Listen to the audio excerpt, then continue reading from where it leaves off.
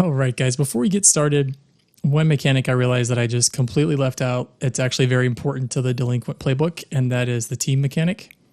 So the way it's going to start is when we start, I'm going to give you guys one team, and it works a lot like momentum. So anyone working with the team, you can spend that 1 point or however many points you have to give that teammate a +1 to their roll. You can also spend that team to act selfishly to do something that you want just for yourself. You have to tell us what you're doing, how you're ignoring or insulting your teammates. Then you remove that team. You can then shift one of your labels up or down. And you can also do this after rolling. So if you just rolled like a freak to use your powers and you failed by 1, you can always take a team, act selfishly, and raise that up to succeed. And you start with 1, and whenever we enter something that's like a dangerous situation, we have a table we can go through, and I'll tell you guys where you start or where more team that you'll get. And there's also some playbook moves and stuff that'll give you more team. But just so you know, we're going to be using that now. And thank you, Nick, for tracking that for me. So it's a team resource. It's not per character. Yeah, it's a team resource. Yep. I thought as much. I just wanted to be sure. Yeah, you start off with 1. Team, we have to work as a team. Yep. Or we will get replaced by a new team. And when you enter battle, things like if someone's leading the team, or if you guys have a plan, or if anyone mistrusts the person that's leading the team, that'll all affect extra team that you could possibly get when the encounter starts. But just base before anything bad happens, you start with 1.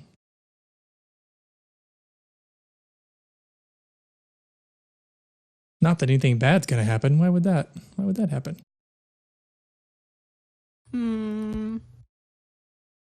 But the first scene that we start on is really a continuance from the last time. You guys had just come out of the museum after everything went down there. Some cops had started to congregate. A lot of the students and other people in the museum were rushing out. Some people were starting to realize that whatever the danger was had stopped, and you guys ran away to try to escape the scene. And this guy had approached you. He was wearing a very expensive looking suit. He was wearing sunglasses, even though you don't need sunglasses, especially not this time of day. He approached you. He flipped open a badge and said that his name is Agent Jensen from S.H.I.E.L.D., and he needs to talk to you.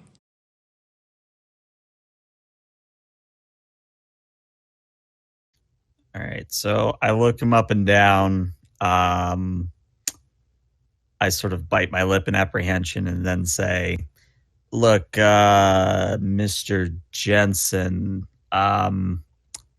maybe you should be a little bit more clear about what it is you need from us. And I don't mean that in the rude way, but I kind of just disintegrated a guy, and I'm kind of a mess right now. So if you could be very succinct and to the point, that would help my psyche quite a bit. Mr. Sigurd, so I was observing through the cameras what happened in there. Why don't you give me your side of the story?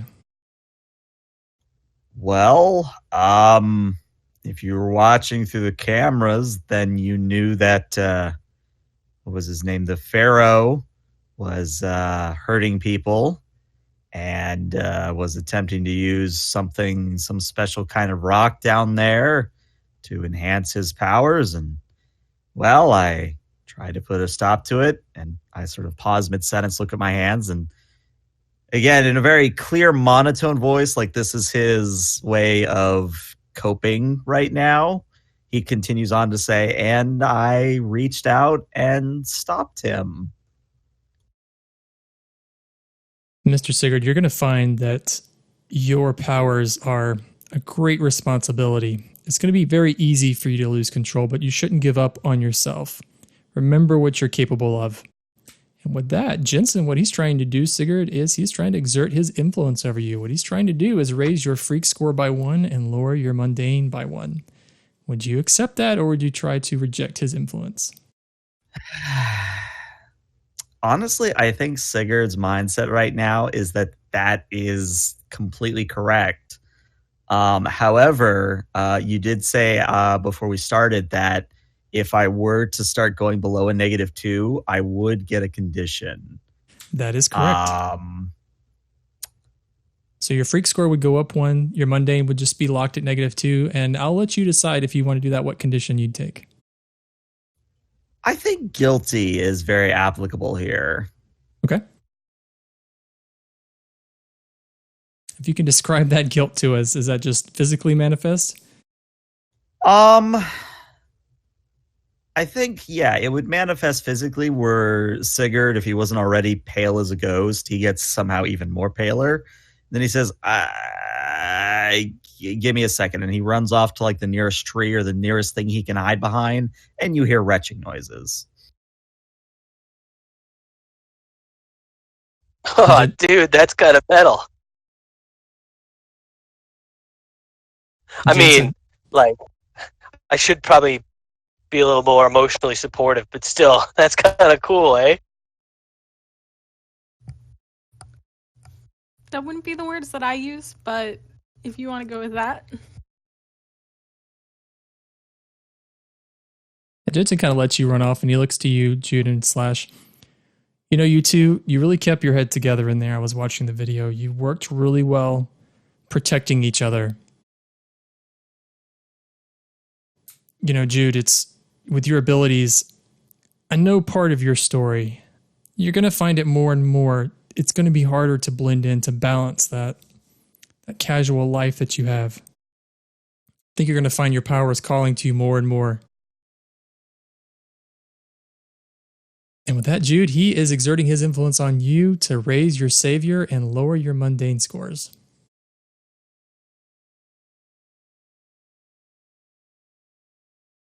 I'm debating what to do.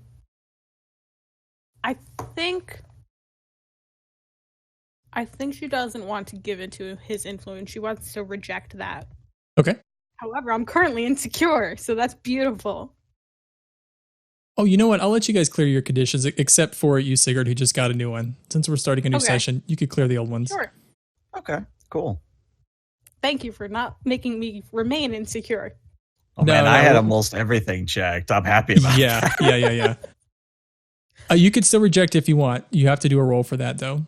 Yep. Hey! So Jude is going to say, thanks, but no thanks. And I think she wants to walk away and check on Sigurd over there. Okay, with that 10 plus, you can take one of those three options. You can shift one of your labels yourself if you want. You can take away his influence, or you can clear a condition, or mark potential.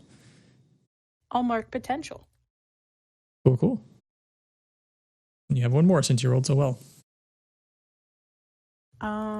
Oh yeah, I did get a 12. I am going to remove his influence then. Oh, nice. She doesn't take him seriously.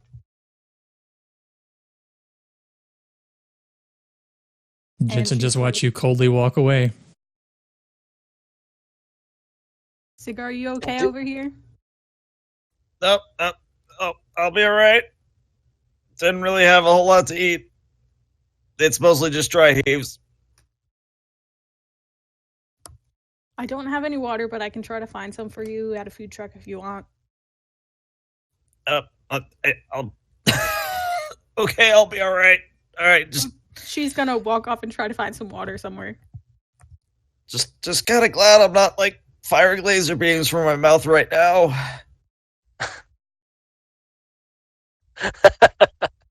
Presumably there would be one pretty close by, but she'll probably be gone for like 2 minutes. Dude, if you want, I got some day old Skittles in my pocket somewhere, I think. That is not in any way, shape, or form helpful. And Slash takes one out and eats one of these old Skittles. Oh God! No, Slash, no. And Jensen, he still watches you, Slash, and he says, so, Mr. Slash, I know your real name, but I'm going to stick with the name that you've chosen for yourself. How do you see yourself fitting in this group?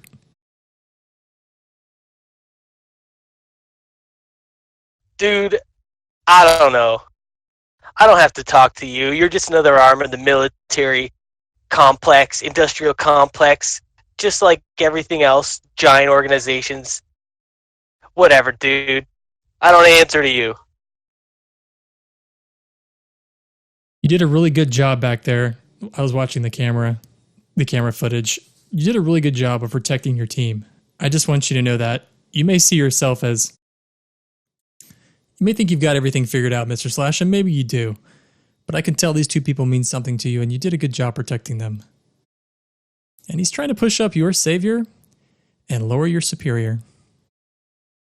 I am going to say, yeah, dude, I don't care what you think. I'm going to reject it. Cool. Using my delinquent move.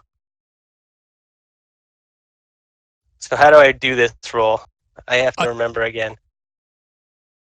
Let me look at flat 2d6. Yeah, it's a 2d6. You could add the 2 to that yourself. There's probably a way to do it in your sheet, but let me see if I can figure that out. I got it. Okay. You could put it under active move.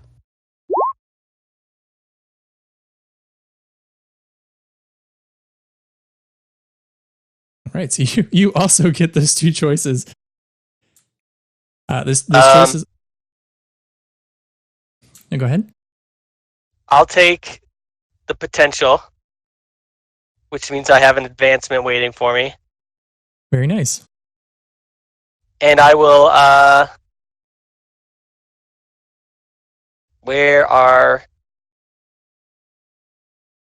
what's the other ones? I can move one of my labels up.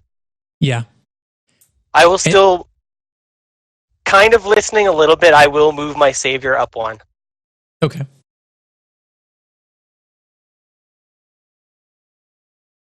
But you would have, by not taking that third option, he still has influence over you. You're just not listening to what he's saying, really. Yeah, so Agent Jensen. Okay, got it.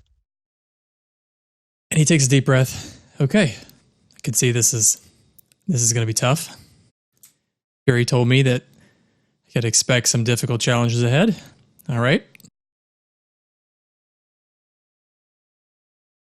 Dude, you can go back to your big hover ship or whatever you came from. We got this down here. Don't worry about us. All right. Can I at least give you a ride somewhere? It's probably about now that Sigurd comes back, wiping his mouth off and says, "Hey, hold on, Slash. Let's hear what he has to say. What is it you want, Agent Jensen? Like, are you offering us a job, or like what are you offering, really?" And Jude, you've probably made it back. I'd say you may have found a thing of water from a food truck or something. And of course, Sigurd will very happily take the water and chug it down best he can. And Jude, it sounds like what you were doing was a comfort or support. So if you'd like, you can roll your plus mundane. If you succeed, then that would actually give you the ability to wipe off one of those conditions, the condition that Sigurd has.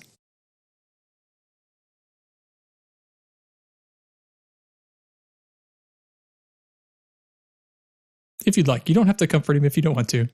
No, I'm going to, since I do have influence over him, does that add to that?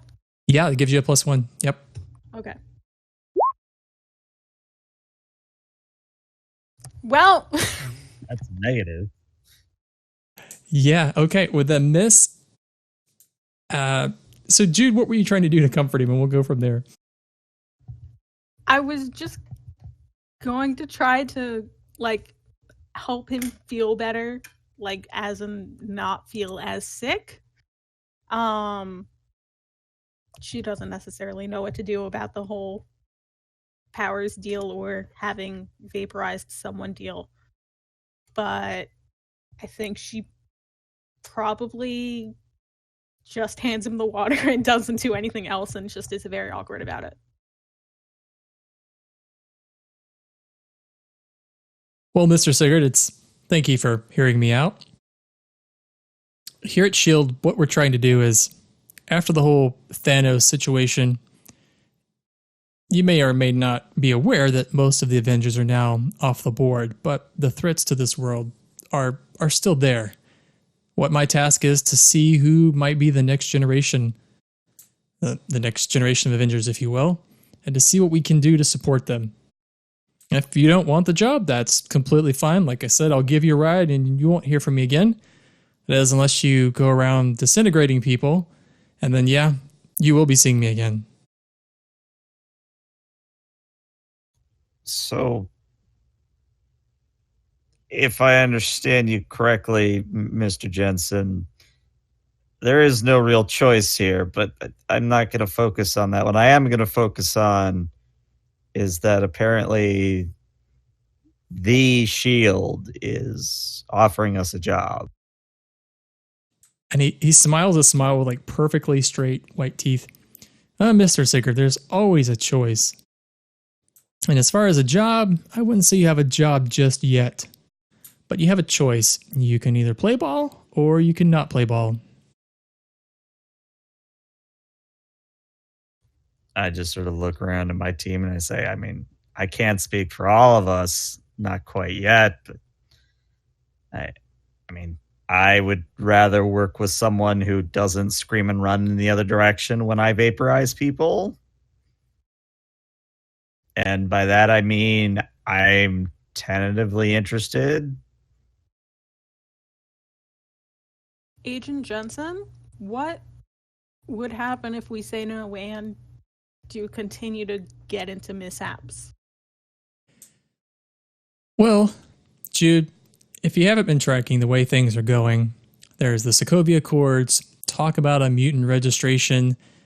I can't control the political landscape of the world. All we can do in S.H.I.E.L.D. is, well, shield you from anything. If you work for us, you're given certain latitudes, certain leeways.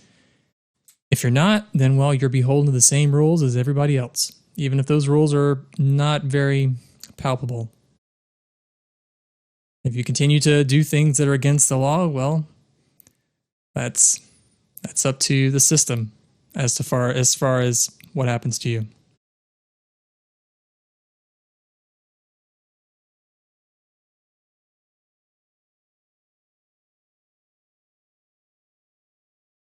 Slash, you have anything to say about this? I think Slash is kind of trying to look like he's not paying attention, but he clearly is. He's looking to both of you for direction.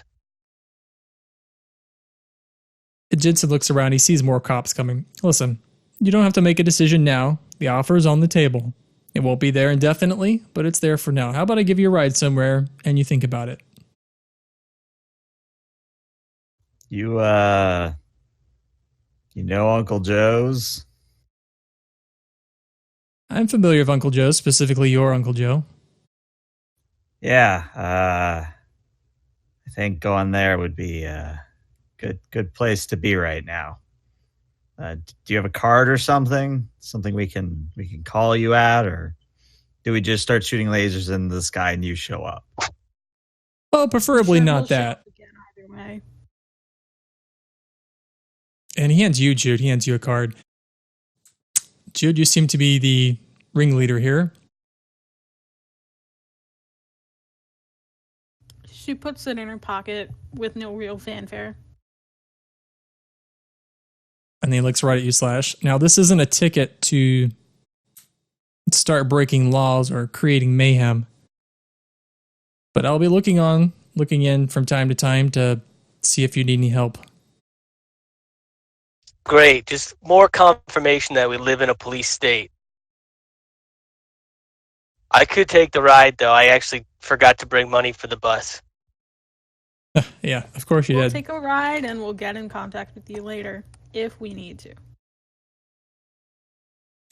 All right, this way, I think we're getting a little attention. He's pointing to some of the Boston PD who are looking around for people to ask questions.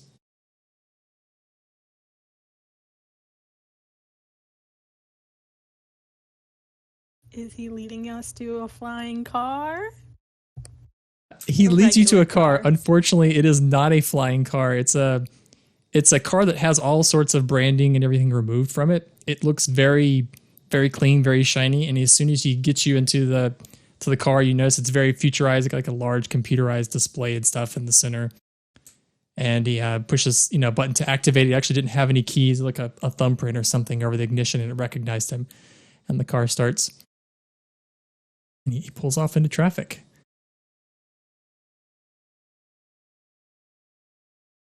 All right, you two, are you also going to Uncle Joe's? Yep. What time is it? It's probably close to rush hour, so maybe close to 5. Okay, yeah, for now. Yeah, I guess so. He's not. I don't think he likes me very much, but all right, let's do it. And Slash, do you have a cell phone? Well, he did. Well, that wasn't his. Semantics. Do you have a burner that you haven't burned? No, I don't think Slash carries a cell phone regularly. Okay. How do we get in contact with you? Like I said, lasers into the sky. He's just around. I'm not sure whether to be creeped out or not, but okay, Slash. I bring it up, Slash, because this is usually the time of day that you hang out with Tony at the Rowdy Cow Parlor. I forgot that I called it that. Yeah, you did. Well, I guess I'll just go to the arcade, and from there I'll make my way over there. And as you're driving, Jensen he's playing some classical music over the stereo, and he's weaving through traffic quite easily. Like when you guys were driving with Carla, the Uber driver, it was like she was fighting the people of Boston. Jensen seems to know exactly how to make immediate and sudden turns to get through all of the twists and turns and get through, congregations of traffic. And it's not even very jerky. It's almost strange that he's just figured out how to do this, but he's weaved through traffic very effectively. But yes, you're listening to loud classical music. Is it like the university radio station? It's not a radio station, but it is. No, it isn't. Okay. No, it's not, because you don't ever hear any commercials. That's what my university radio played, and it was on all of the hold music as well. Guys, I bet whatever he's listening to is a number station. No, I bet he gets code beamed directly into his brain. I'm pretty sure this is the 1812 overture. Yep, those are the cannons. Hear them? Those are real cannons being fired. Oh, God, this old music's so boring. They're firing cannons. How is it boring? Slash is going to look around the backseat for things that he can, of interest. So there's a lot of computerized displays and stuff. Like you can climate control the back seat exactly how you want. But other than that, the car is immaculately clean. Judah's doing her best. I'm in an Uber that I don't want to be in, like the shared one, and just like sitting there, ignoring Jensen. And Jensen reaches over and he hits a button near you, Jude, and he's like, "Oh, sorry, the seat warmer was on. Sorry if that was uncomfortable." She does not answer.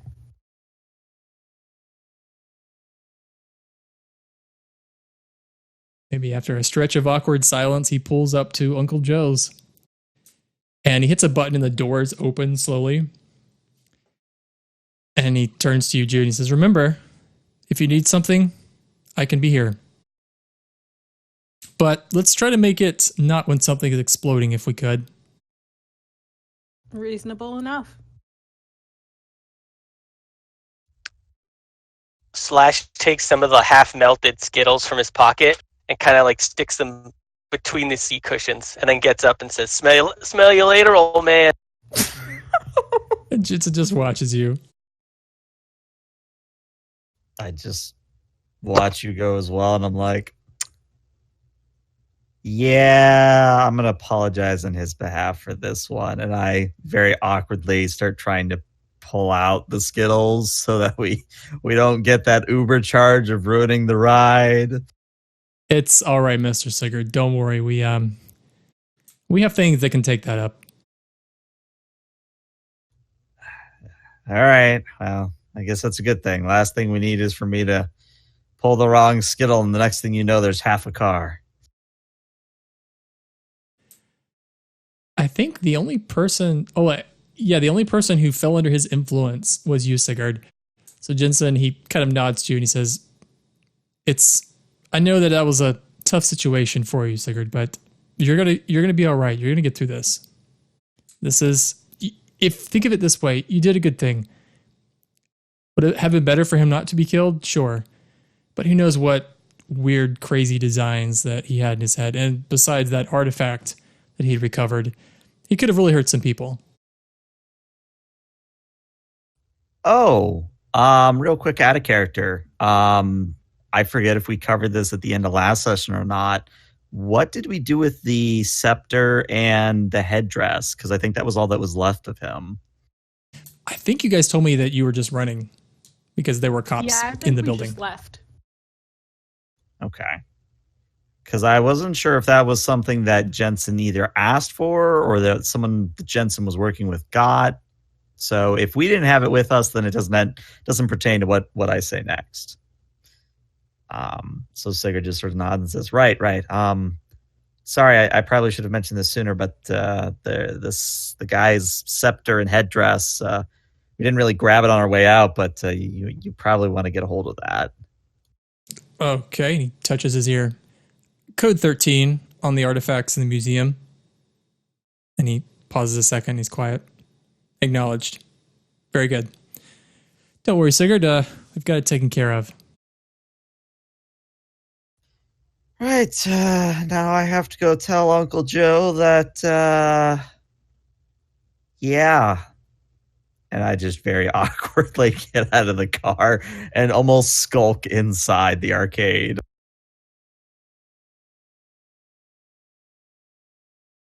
Jude, I take it that you're leaving the car quickly also, or did you want to stick around? Yeah, she left first. She left before the Skittles incident happened. Oh, okay. It's probably a good thing. And was just holding the door open. I'm moving you guys to Uncle Joe's while I throw some tokens in there. Sigurd, if you could describe Uncle Joe's, I mean, obviously it's an arcade, but is there any other distinguishing features? I mean, I think you've got the general vibe of it in this picture pretty well. It is sort of set in that retro wave, synth wave, 80s style. Lots of blues, lots of pinks, lots of retro designs. You've got arcade cabinets from pretty much every decade that they've ever existed. So you've got things like classic Donkey Kong. You've got things like Tron. You've also got a lot of pinball machines. Basically, it is a nerd haven or any retro gamer's sort of paradise, if you will. The one distinction I think that Uncle Joe would have made is that he would have specifically either found a way to make all the machines run off sort of a punch card or something like a credit card chip, something like that, instead of the quarters. But obviously, there's still going to be some machines that are quarters only. And for that, there are, of course, quarter vending machines around. But for the most part, I would say that it's a very modernized retro feel, if that makes any sense. Yep, sounds good. And as you guys walk in, Uncle Joe, he looks up and he walks over. You notice that it's kind of sparse for Uncle Joe's. It's around time people would get off work and people would be off school. So it's usually busier than this. But Joe walks over to you and he looks at the three of you. I'll try to channel my Uncle Joe here. Hey, Sigurd, you look kind of pale. What's going on? Well, paler than normal. Right. Let's just say I reached out and touched someone, and then they don't ever have the chance of touching back. Okay, I'm gonna pretend like I don't know what that means. Okay.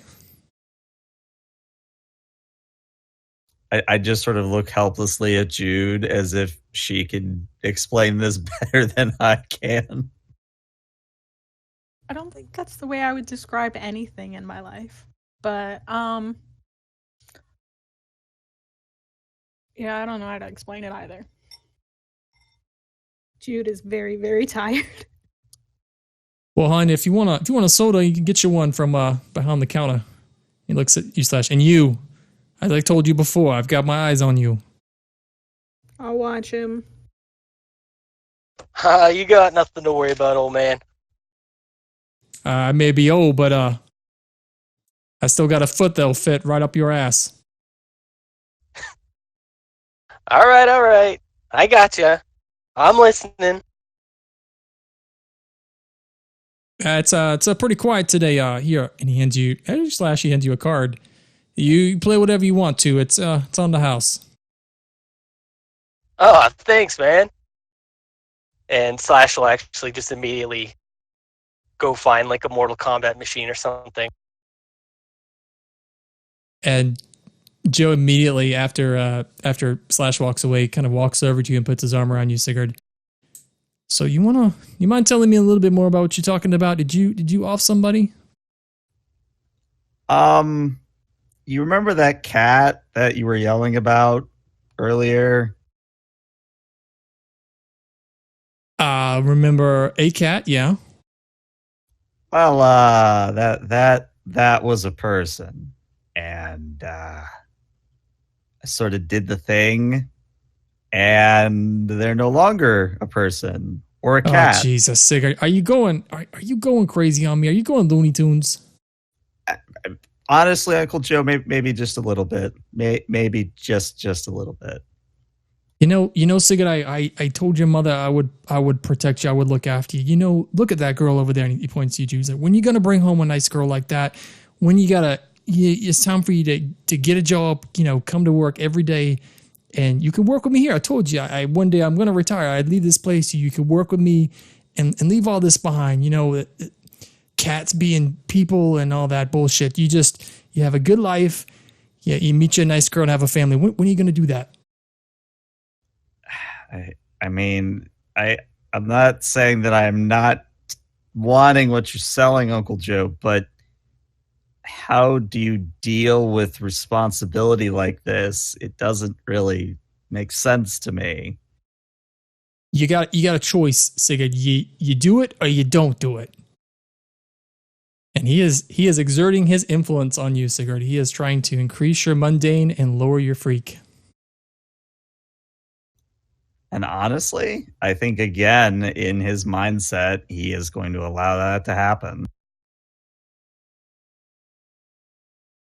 He kind of sees you accepting a little bit what he's saying. He's like, "This is you just talk to me. You have any problems? I'm always here for you. Whatever you're dealing with, I know it's been a long time since I was your age, but you can talk to me anytime." I appreciate that, Uncle Joe. Tell me, and I sort of thumb over at Slash, whatever machine he's playing on.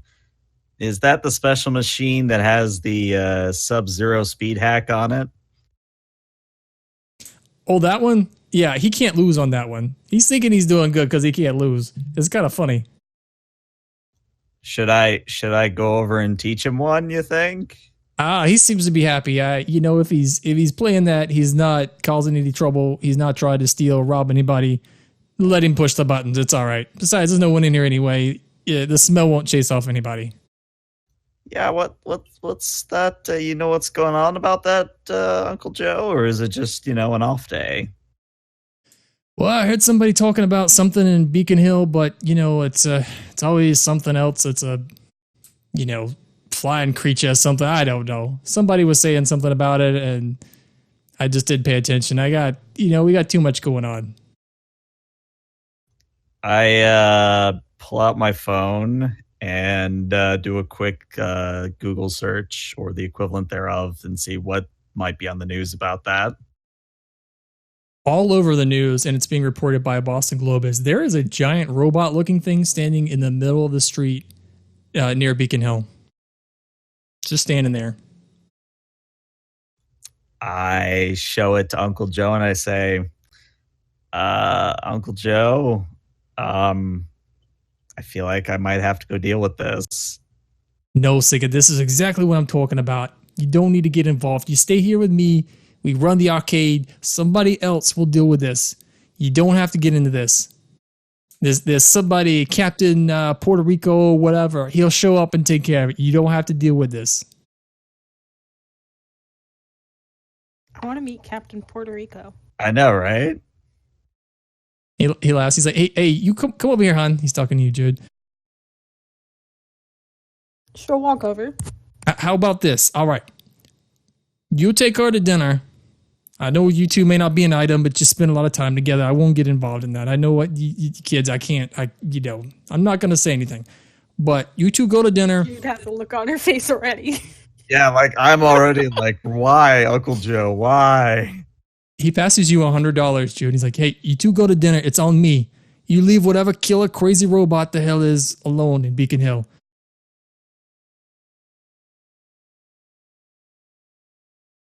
She's just going to hand it back to him. I can't say what he's going to decide to do.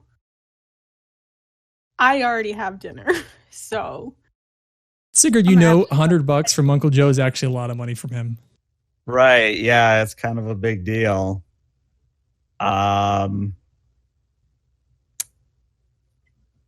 This is probably one of those defining moments of character where either what Sigurd has in mind is going to play out well, or it'll be something that will turn into an arc. But I think Sigurd will lie to Uncle Joe and will say, yeah, Uncle Joe, if Jude doesn't want to go out for dinner, that's fine. But I mean, I can go get dinner by myself and have something nice to eat. You can take your weirdo friend if you want to, but just if you promise me you're going to dinner, I trust you. Eat some good food. Your friend over there looks like he could use a steak or something, or get him a hamburger. I don't know. But you two just stay away from killer robots. You know, all of that. Yeah. Let's do that. And once Uncle Joe probably turns around, feeling a little bit satisfied that he's prevented me from killing giant robots, I text Jude real quick and say, we're totally doing the robot thing. Let's meet over there within the hour or very quickly or whatever. And then I'll go over to Slash and I'll have the conversation of, hey, Slash, how you doing over here, buddy? You enjoying the game? Have you played this game before? I just ripped that guy's head off. I mean, I have played every single game in here. I will say this one is my favorite, though. Well, it's got to be the most gory one here. I think Fists of Rage is a little bit more gory, but and I lower my voice, so hopefully Uncle Joe can hear me. There's sort of like a giant robot over on Beacon Hill. We're going to go deal with that. But you got to play cool. You got to play cool. You got to act like we're going to dinner. And walking in the front of Uncle Joe's is a young guy. He looks like he might be about 17. He's wearing a denim jacket, red hoodie. He's actually smoking a cigarette. He's just got a look about him that he just is like he's looking for trouble. But he walks in Uncle Joe's. He pushes past all of you, and he just kind of walks straight to you, Slash. He's like, Slash, where you been, man? I've been looking all over for you. Dude, I've had a crazy day. I'll tell you about it later. I got this sweet card that lets me play any game I want in here for free. Oh, and don't worry about that, man. We got to go down to the parlor. Dee's working today, and she's wearing that shirt that I like. We got to get down there. You got to see. Dude, you have to. Why don't you just ask her out? I've told you 1,000 times she's into you. I know she's like 5 years older than us, but she's totally into you, dude. If we go there while she's working, she'll give us free drinks. If we wait too long, her shift will be over, and then that's it. Okay, I'll meet you over there, dude. I kind of got something I got to take care of. And he looks me at me and Nerd Boy over here have a job to do. We're working on something. It's hush hush. I can't tell you, but it's gonna be sweet when you see it. He's like, he looks over at Sigurd and Jude, and he says, "Wait, you gonna blow me off for these two?" Dude, Trust me, this is going to be sweet. Come on, Slash. These two, really, I mean, maybe it's been a long time, but I remember Slash, and he was always the Slash I remember I used to hang out with. He never would have been seen in the light of day with these two. What, are you going to get a job next time? Come on, man. Come with me. Like I said, we'll go see Dee. I'll show you. She's got that shirt on that I like, and we'll get some free drinks. All right. Here. Guys, 1 sec. And I pull Tony off to the side and say, dude, there's a fucking giant robot in Beacon Hill. Oh shoot, are you serious? It's like a real robot, like an Iron Man robot? Well, I haven't actually seen it, but like we're gonna go see it. We want to check this out. Oh, you know what we should do? I got my paint. We should tag it. You should tag that stupid robot. You know what, dude? Give me the spray paint. I will make sure it gets tagged.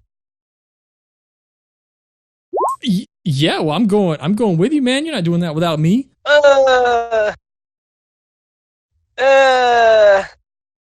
You have stuff to do, dude. You gotta go and make your move. I don't want to hold you back from that. You know, it's been a long time, man. I never thought I'd see the day. You know what you're gonna do? As soon as I go, you're gonna run off and you're gonna press, I don't know, your new friends here. I just remember a day I would, Slash, he would go with me anywhere. Never turn up a free drink. But you know what? These are your new friends. That's all right. You go save the world, I guess. And Tony Slash, he is actually trying to lower your savior and up your superior.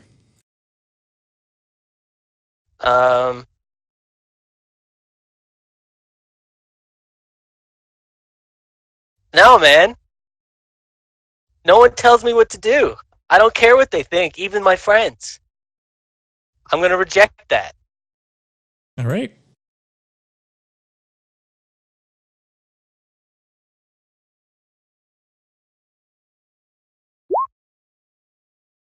Very nice.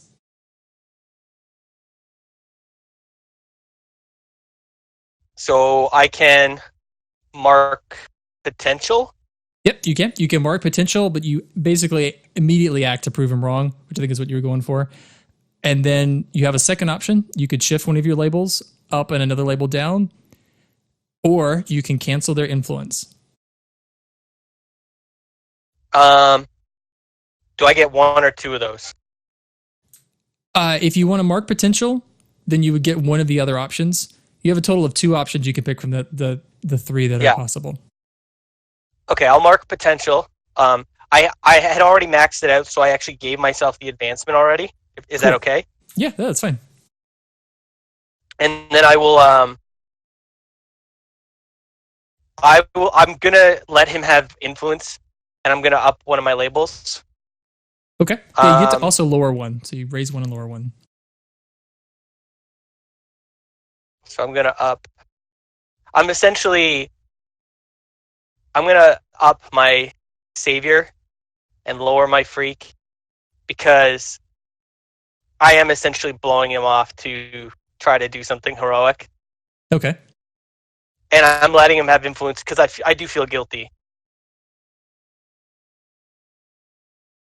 So I say, dude, I feel it in my gut. If I don't check this out now, I'm going to miss it forever. But if you don't go to that bar tonight, I got the feeling this is your chance. You're going to miss it. You got to go. I'll be there as soon as I'm done. Real quick, I want to say something here, but I want to make sure. Would Sigurd have heard any of this?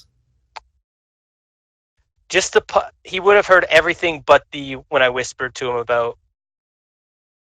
Well, I guess the last half of it he wouldn't have heard. Okay. Or maybe he did. I don't know. I'm probably not very good at stealth. Well, the reason I say that is because my intention is that Sigurd walks over to Tony, looks him up and down, says, "Look, man, I don't know who you are. I'm guessing you're a friend of Slash here. I'm putting together pieces here based on what I'm hearing. Sounds like you might be into a certain girl and that this might be your shot with her. So here, I hand him the $100. I was going to invest that and, give the returns to my Uncle Joe. He really could use it. But, maybe I can do a little bit of good here. Use that to impress your hopefully new girlfriend. Dude, see, Siggy here's not so bad. And you thought he was lame, Tony. Come on. Sigurd, you know what? I think that would qualify as a support move, even though it's not for your team. So if you could roll your mundane for me. Yep, mundane. All right. Hey.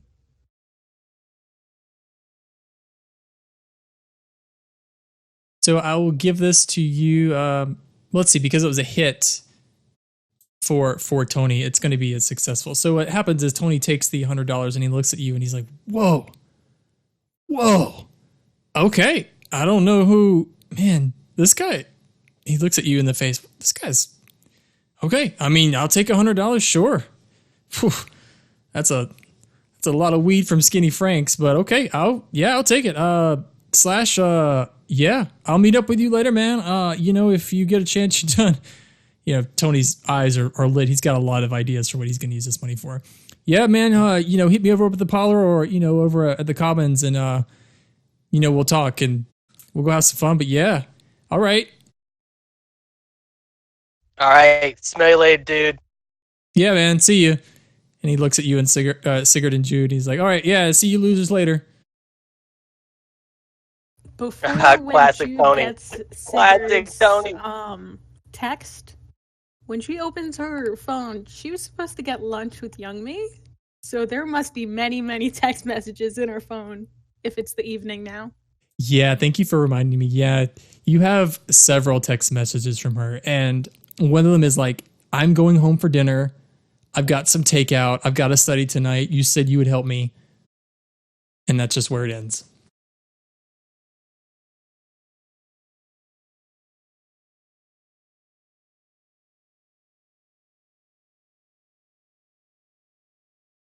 She's gonna text her back. I'll be home as soon as I can.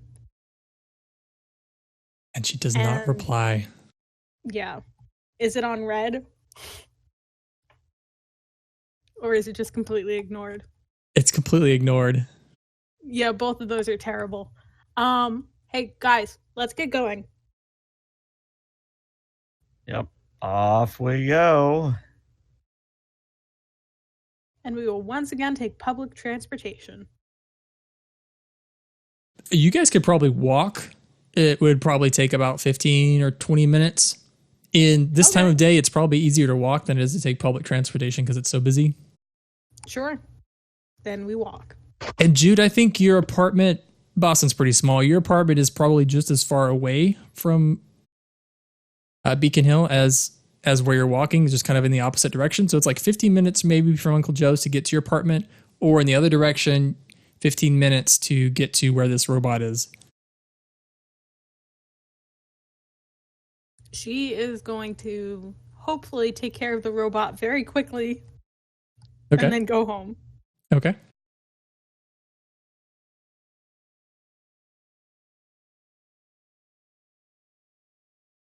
But she's definitely not telling the other two, like, what's going on. Just down to business. Okay. As you guys navigate your way, there's just lots and lots of people. There are lots of cars that aren't really moving, lots of honking, lots of shouting. You round a corner and you see large crowds of people, and the cops have roped off one lane of traffic, but they've actually not even stopped or rerouted the other lane of traffic. Like the robot is standing in one of the directions. I'd say like the eastbound direction, but the westbound direction, they just let traffic continue.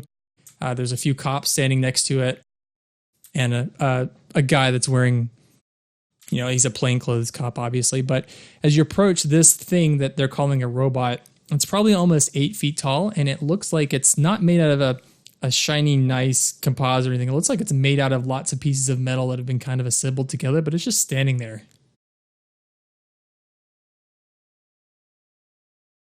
Whoa.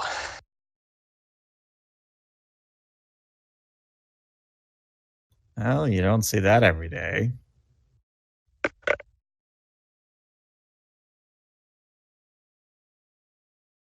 And of course, there's lots of people trying to get as close as they can. The plainclothes cop is ignoring them. The guy that actually has a uniform, he's trying to wave people off, but people are trying to get in with their cell phones and take photos and selfies and stuff with the robot, but it's just standing there ignoring them. How close can Slash. we get? I'm sorry, what was the question? How close can we get? People are getting pretty close, almost touching it. And the cops are trying, as people get in really close, the cops are trying to shoo them away, but there's like 2 cops for a crowd of like 30 people. So it's kind of a losing game for them. Slash is going to pull up his hoodie, pull it up over his head so his face is at least a little obscured. And I'm kind of eyeing this thing to see if there's some sort of like computer circuitry that's operating this thing, if it has like a core or any sort of outputs. It sounds to me like you might be assessing the situation there, Slash. So why don't you roll me a plus superior?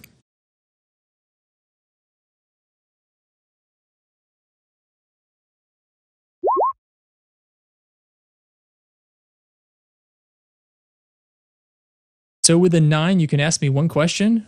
From that list, there are 5. One can be, what here can I use to blank? What here is the biggest threat? What here is the greatest danger? Who here is most vulnerable to me? And how could we best end this quickly? How can we best end this quickly? I think sounds pretty. Yeah.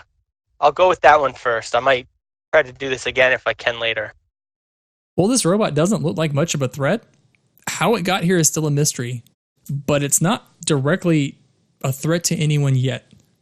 So ending this quickly could be removing the robot somehow. That would do it. It's not actually causing a problem apart from traffic. Okay. And do I see any of the things I was looking for? It looks like if you had to guess, you could start trying to use your powers on it. At first glance, it doesn't look like it's active. Like there's obviously mechanics here because it's a robot, but you don't get any sense of any batteries or anything in play. Like nothing's glowy, of course. It's not moving. It looks like it might be powered down. Okay, I think whatever this is, it's not powered up yet, and I don't know if it's going to turn on any second or what. I got to get closer to take a better look. I can run distraction on the police if you want. I wouldn't mind. It might be better if I do that because I don't think I can do anything to this guy. Oh, sure, go right ahead. So I think Jude is probably going to walk over to the plainclothes cop and just start like asking questions. I think not making it obvious that she's distracting him, but also just sort of like getting that voice on where it's like, oh, do you know what's happening here? Is everybody okay? Like all that little uptalk stuff. And the detective, he's just looking at his cell phone. He's actually ignoring you. He's like, yeah. You know, got a robot here. We're gonna get the crew out here. They're gonna get rid of it. Just keep doing what you're doing. Don't touch it. But he hasn't even looked up at you. Is anybody else like keeping a pretty close eye on my compatriots here? Yeah, the cop that's in uniform here, whose token has a gun raised, doesn't actually have a gun raised, but he's watching. He's actually trying to do his job and fight people off from getting too close. She's gonna move away from the detective and over to the police officer, just getting like more and more concerned. I mean, I live not that far from here, so I'd really not like it if this starts making a mess? Are you guys handling this? When is it going to be away? The cop looks at you, he's like, hey, okay, I need you to step away. We don't know what this thing is. It could be dangerous. It hasn't done anything. We've got a crew coming out, a bomb squad. They're gonna get rid of it. You just need to stay away in case it's radioactive or it's got, I don't know, infinity stones or whatever that nonsense is. You just gotta stay away. Hey, you! He yells it to another young girl. Get back! If it's radioactive, wouldn't we already be in trouble being this close to it? I don't think touching it gives you more radioactivity than being next to it is. Whoa! You think this thing could be that kind of radio? You said that. I don't know. You mean radioactive, like in that show? That show? What do they call it? With the Russian guys, the Chernobyl. Is it like that? You think it's like that? You said that. What am I supposed to think? I've never seen this before. He's like, hey, detective, this girl says that this thing's radioactive and it's going to melt our faces off. You seen that show with the Russian guys, Said it was radioactive. I'm just not sure. I'm concerned because I live not that far away. He's like, hey, you remember, detective, I told you we were trying to have a baby. I'm not going to have this thing, nuke my swimmies or anything. I got to get out of here. I'm not standing here. And the detective turns and he starts yelling at the cop there. Dude, you've created a very good distraction. For any of us. He jumped on that train of radioactive very quickly. I honestly think Sigurd would be trying very hard not to burst out laughing at this point. Like he's trying real hard. I mean, he knows that is definitely not Jude's normal way of doing stuff. So it's very over the top. All right, Slash, you have your window. Don't mess it up. I'd like to get closer to it without touching it, and just see if I can get a better look at what this thing is. Slash, when you look at it, it's really not like anything you've seen before, and you probably would have seen pictures and movies and stuff of the Iron Man, the different models that Tony Stark had created, like the Defenders and everything that were all around at that time. You've seen those before. This looks like nothing like that. Like this is a very huge, imposing machine. It doesn't have any direct weaponry on the outside that you can see. It looks, in the materials, it's made like of all sorts of different metal plates. It looks like that are assembled in a way that don't create like a very smooth form or anything. And it has a very tiny head that's just kind of slumped down. Sigurd, what are you doing? I think I would be somewhat nearby where Slash is doing his thing, in case, the robot activates, then punches him across the room or something. Well, not the room, but the street. Sort of like playing Overwatch, looking to intervene where need be, if that makes any sense. Yeah. It hasn't done anything yet. It hasn't hurt anyone. It just landed here. Well, it's just standing there, and Slash, as you're examining it, all of a sudden in the center, some of the lights come on, and it kind of slowly starts to happen. More lights. Like there's almost like there's a bright light underneath it that's shining out of the torso, and you can see between the spaces in those plates, some of the light is shining out, and it starts to almost stand up. Like it almost had been slouching before, but now it's standing up a little more rigid, and its head raises and two blue lights shine in like the eye holes, and it looks around and it fixates directly on Sigurd, and it says operational program, and it pushes past you, Slash, and it is bearing down directly on you, Sigurd. What do you do? Can I attempt to use my powers for gadgetry and hacking to try to kind of get the way I think my powers work is I'm not like, he's not like a hacker, like typing on a keyboard furiously. It's kind of like the same way the force comes out of him to push people away, that he can kind of funnel it into something, and he just gets like an attachment to it. Sure. And that's what I kind of want to do that, to try to see if I can funnel my energy into it and shut it down. Okay. or at least understand what it would take to shut it down. Okay, sounds good. It sounds like you're unleashing your powers, which would be a plus freak. Definitely. Okay. The character sheet. Freak is the one I have no bonuses in. You do have a team, and this is a good situation to use a team because you're directly helping Sigurd. Nice. Still got an 8. So with a 7 to 8, let's see. It says you can mark a conditioner or the GM will tell you how the effect is unstable or temporary. I think at this point, I'm actually going to give you a condition. Okay. I think I'm going to give you insecure. Okay. And let me describe why insecure. As you extend your powers out to this machine, you've probably never encountered something like this before, but normally in a mechanical device or a mechanical operation, you extend out your senses and you'd probably get some sort of feedback. In this case, when you reach out, it's almost like something slaps your hand, your mental hand away immediately. And it's almost like it was prepared for that, and it's pushing directly toward you, Sigurd. And the cops at this point they've forgotten about radiation and they've turned towards it. And the detective, he pushes you out of the way, Jude. Like his protective cop instinct comes into play, and he's like, "Oh shit, oh boy, I better call the precinct. This thing's waking up."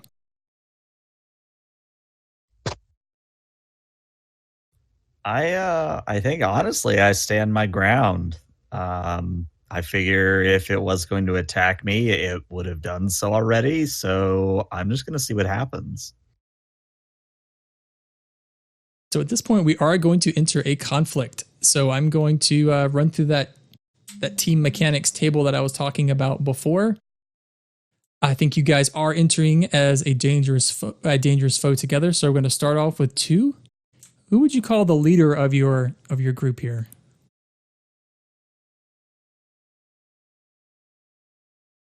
I think I'm not Jude too probably is the best person here. Yeah.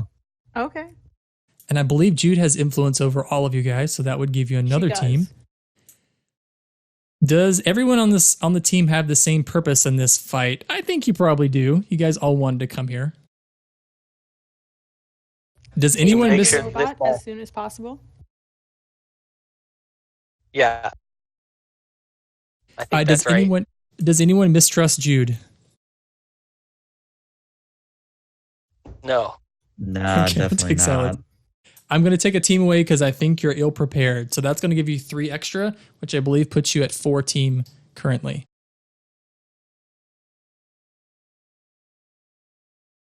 Sigurd, so as you stand your ground, this thing walks up to you. And like I said, it's almost 8 feet tall. It raises an arm and it swats right down onto your body. I want you to take a powerful blow, please. So you roll plus your conditions. Now, can I do something here? That is a 4, unfortunately.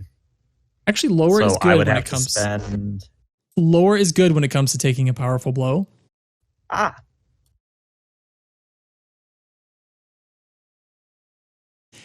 Let's handle that, and then yes, Slash, you could roll a defend if you'd like. So if you look at what you can do, No, it's okay. I was gonna try to do something to aid him, but I don't know if it actually would have worked that way anyways. I don't think he needs it honestly with that roll. That was a good roll.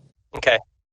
So Sigurd, on this miss, you stand strong. You get a potential, and tell me how you've avoided this thing. So he was bringing his big robotic arm down to just crush you, and you somehow avoided it. you know that one scene in Kill Bill where the bride is trying to show off her sword skills to a certain sensei, and he's just dodging and weaving and jumping on top of the sword. I mean, it's not quite that over the top, but it's kind of the same thing here, where Sigurd is obviously seeing where the blows are going to land, and is just sidestepping all of them. Very cool. And Jude, the detective has tried to push you off of the street onto the sidewalk, so he's actually been trying to move you out of danger. What are you going to do?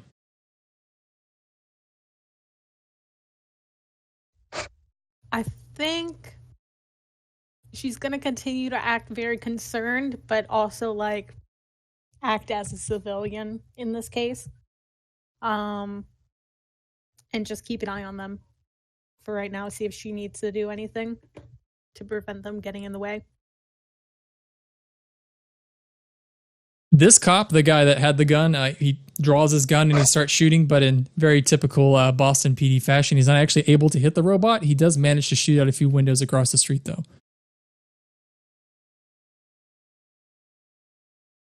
So Slash or Sigurd, you guys have this robot in clear view. I think Slash, what the robot did is when he walked past you, just kind of pushed you aside. But yeah, Sigurd, he is right all up in your face, and you've just dodged this blow from it. But it looks like he's getting ready. He's repositioning himself to try again. I think I actually might have something for this. So when I charge up my powers, it's when I roll my burn. So do I roll that now, or do I do that when I actually like start flinging powers at him? Let's roll your burn now. Since you can roll your burn and then do a thing. It's not like you have one move that you can make. Okay, so a 10 means I get 3 burn, which is good because what I'm thinking of doing is I want to spend 1 burn on move, and let me know if this is going too far. But what I'd like to do is use, portal technology to use an example where I want to like get their head halfway through the portal, but then cut off the portal so that it comes off of the body. And the way this is working with a move is that my teleport is quite literally shaving off the head as I'm moving through it, if that makes any sense. Yeah, it does. So I think I just spend the 1 burn. Do I actually roll anything to do that, or do I just spend the burn? Actually, let's do it. I think it might actually work more as a worship. I noticed you have worship to do a tremendous display of your might, because that's going to effectively behead this thing. That'll cost you 1 burn, but let's do an unleash your powers. That could be the roll, and then you can spend 1 burn here to achieve that result if that unleash your power does not miss. Alrighty, well, that's a freak, and let's see what happens. Now, before he rolls, can I do something? Yeah, you absolutely can. Can I attempt to distract the thing to essentially make it easier for Sigurd to do this? Yeah, you can provoke it if you'd like. So I would like to provoke it. So provoke is a plus superior.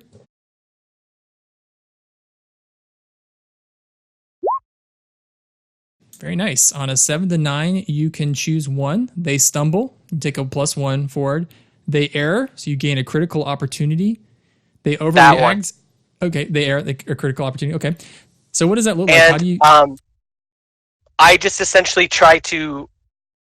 I'm standing right next to it. I just slam my fist on its side, and hey, dumbass! And I actually have a delinquent move called Troublemaker, that when I help a teammate through destructive, criminal, or rule-breaking actions, I can give them a +2, and I think I'm trying to help them with a destructive action. Nice. I do have to spend a team for this, but he gets an extra +2 to whatever he rolls. Nice. Let's maybe do directly engage a threat, Sigurd, for your roll instead of unleash your powers. But yeah, you'll have that +2 from Slash. Slash, when you do that, it turns its head towards you and it says, "Operational error. Inputs do not match." And before I think Sigurd does whatever he's about to do before I have a chance to think about what that means.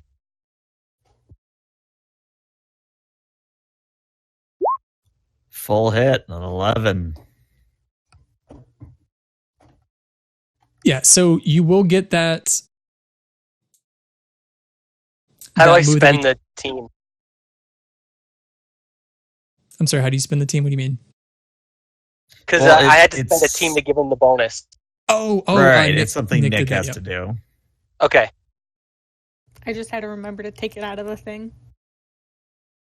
So we'll get to what happens with your worship move, Sigurd, when you do your portal over its head. But let's first talk about the attack move, or the directly engage a threat move first, because you did so well there. So you can pick 2 of those 4 options: resisting or avoiding any blows from it, which would have happened before you took its head off. Take something from them, create an opportunity, impress, surprise, or frighten them.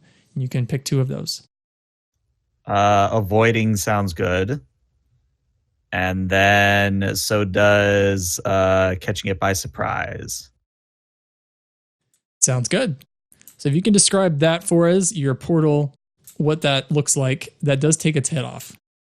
So again, just very masterfully, very gracefully sidestepping each of its blows as they come. And eventually what happens is one blow comes down, and instead of fully stepping out of the way, what happens is Sigurd takes the side of his arm, sort of bats it away, and then in a feat of agility uses that momentum of slapping the arm away to flip up above the robot, at the same time activating the teleportation phenomenon.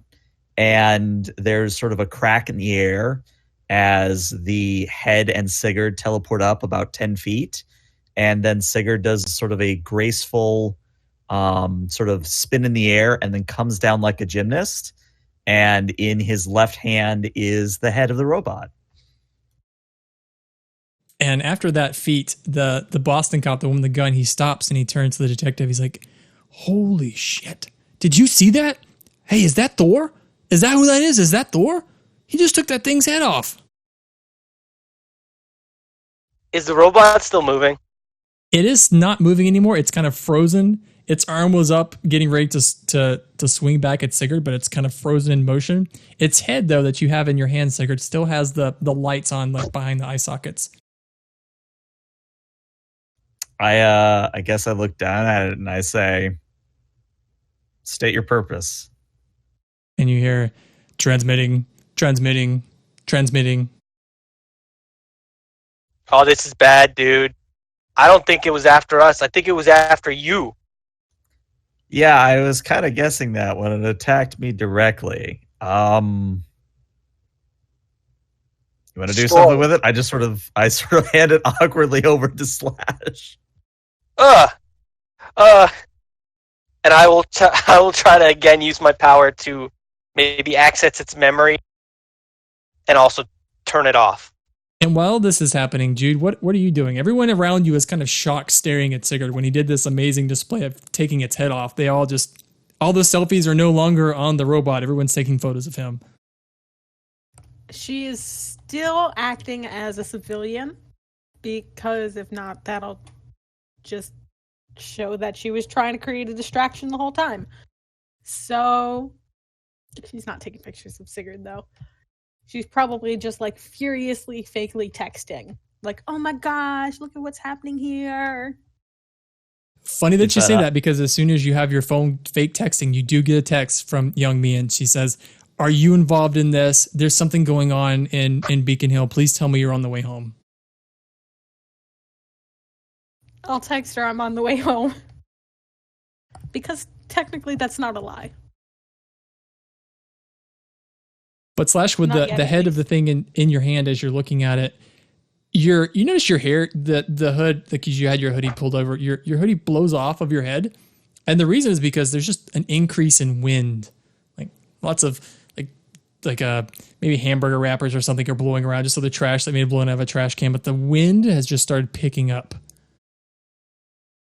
Is this from Sigurd's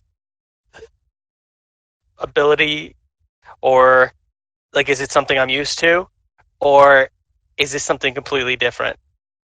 It's not like hurricane wind or anything like that. You've never seen Sigurd do this before, if this is something that he did. Okay. Well, I'm gonna just do what I'm trying to do and turn this thing off.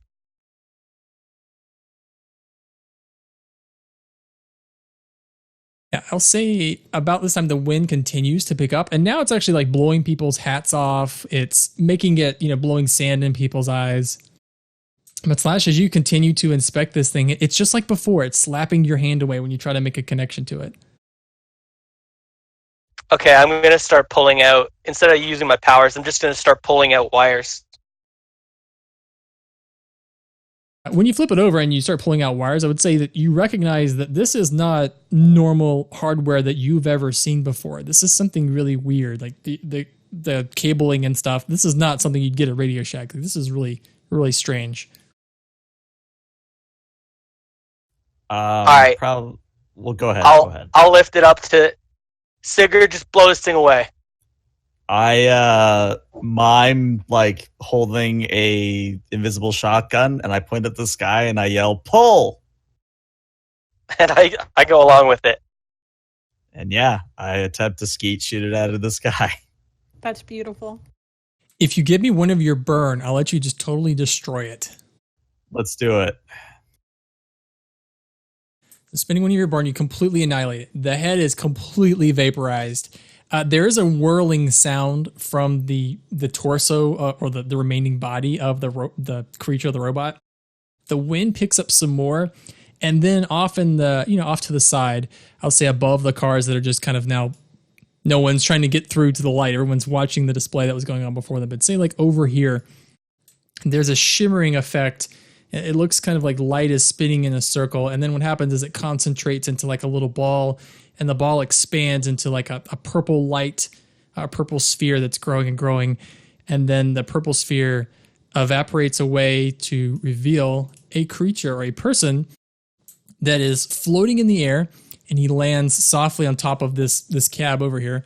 He's wearing it looks like a black suit, almost like a tracksuit, but a little fancier. He's wearing gloves and he's got a hood that's pulled back over his head and he has a gray mask and you can't really even see his features. But he's just landed and he's looking around. I pull my hoodie back up in solidarity. And he looks around. He looks around and he says, "You guys can hear this. He's a good bit away. He's like 2 car lanes over from me. But he says, I wasn't ready. I thought I was ready for this, but I'm still surprised to be back here. No matter, I have a mission." And he's looking around. And he looks right at you, Sigurd, and he kind of kicks off from the top of the taxi, and he flies over, probably overhead, and down right at you.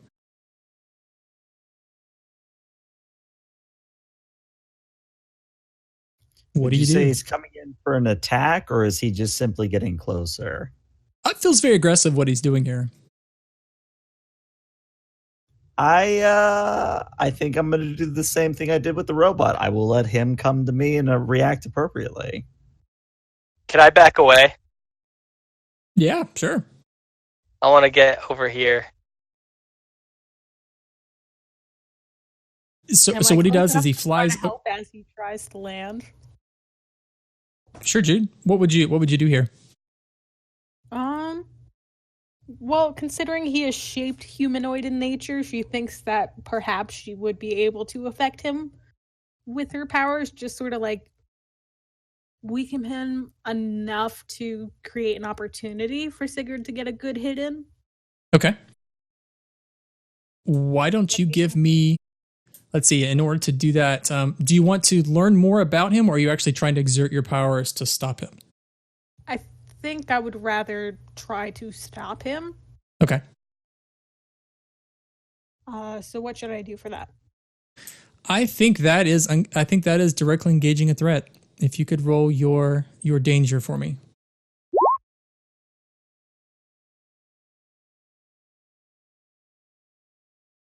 That is very good. You So also have like to create an opportunity. Yeah, I was going to say you could spend a team at 1 point. Dog. 1 point won't help too much here. No, but 2 points would probably help a lot. Oh, true. I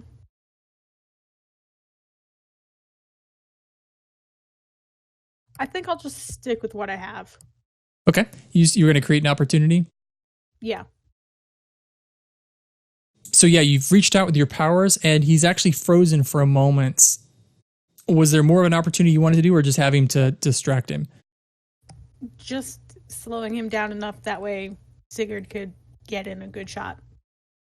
When that happens, Jude, he does pause. Really, what you were intending, but he was aggressively kind of heading down towards Sigurd. But as you've reached out with him with his powers, he stops and he turns and he looks right up at you. You still can't really see any features in his face because he's got his hood drawn over and it's dark and he's got a mask over. And he looks over and he says, "Jude, I knew I would see you, but I wasn't prepared." But yeah, Sigurd, he is not paying attention to you at this moment. And I heard all of that, right? Yeah, it wasn't quiet. Did I hear that? Yep, you did. I guess I very quickly shut over to Jude. I don't want to stay here. Ex-boyfriend, or am I cool No. to,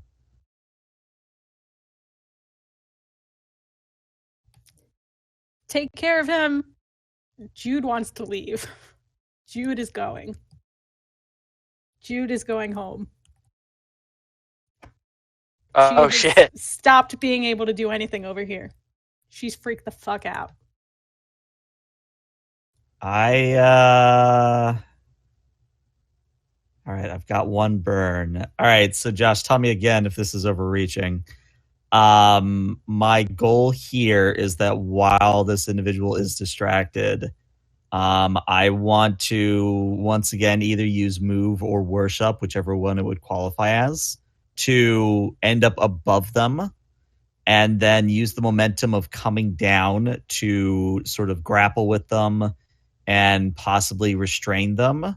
And then if that works, I have questions. If it doesn't work, then we have other problems. It sounds like you are engaging a threat and then also spending a move to make that happen. So spending that one Sure. burn to activate move to then set up how you're engaging a threat. So engaging a sounds threat good is to me. plus danger. Let's see. All right. Still have that checked. So let's see what danger gives me. I'm on fire tonight. Very nice.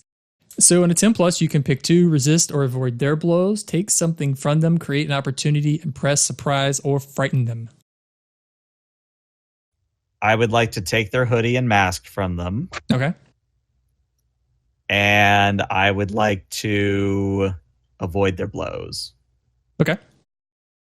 So what happens is, as you pull his hood down and you pull the mask off of this guy, you are staring into the face of Slash.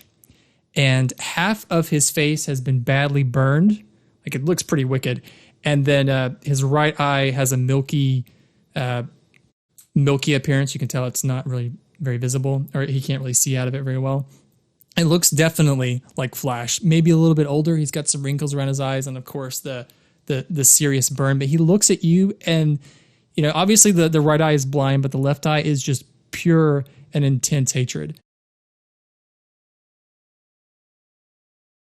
All right. Well, And as avoiding his blows, he might have been prepared to do something, but he throws you off of him, and you do land to the ground. Not hurt though. I would like to attempt to pierce the mask. Okay. Yeah, that's a plus mundane. Do I get any bonuses to it if it's me doing it to myself?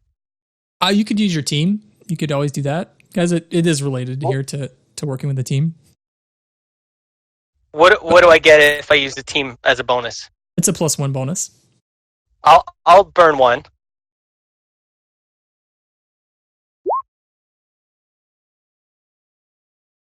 All right, very nice. With an 8, you can ask 1, what are you really planning? What do you want me to do? What do you intend to do? How can I get your character to blank, or how can I gain influence over you? I want to ask, I want to find out, how could I get this guy to calm down? I think how you could get him to calm down is try to relate to him. Like from what you can tell, he's you. How would you calm yourself down?